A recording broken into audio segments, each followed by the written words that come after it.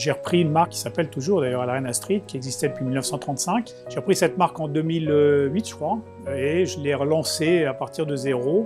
J'ai 8 petites boutiques en région parisienne, sud-ouest, donc Essonne, Yvelines et Hauts-de-Seine. J'ai choisi de partir dans ce qu'on appelle le bean to bar, c'est-à-dire de me remettre à faire ce que mes confrères faisaient il y a 70 ans, fabriquer mon chocolat et faire en sorte que le goût de celui-ci ne soit pas le même que celui de mon voisin.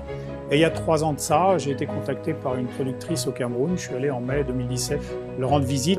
Donc je me suis dit, s'il faut aider des gens, on va aider ce village parce qu'il démarre de tellement loin que le peu de choses que je vais pouvoir faire, ça va les aider. Donc tout ça a pris une ampleur assez incroyable en 2 ans. Je leur ai permis de monter ce qu'on appelle un centre de fermentation. On a sorti en novembre l'année dernière le premier cacao fermenté du Cameroun et ce qui m'a permis de leur dire voilà, le cacao jusqu'à présent vous le payez 1 € le kilo, moi je vais vous l'acheter 2,50 € parce que le travail que vous avez fait là, c'est ce que ça vaut.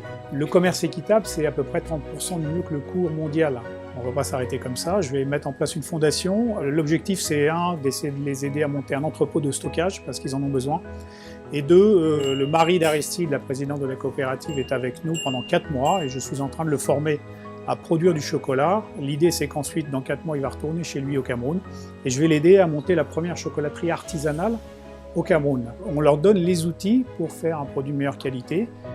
J'ai fait plusieurs voyages depuis, je leur ai amené des acheteurs qui sont prêts à payer 2,50 €. Ensuite, à eux de transformer tout ça.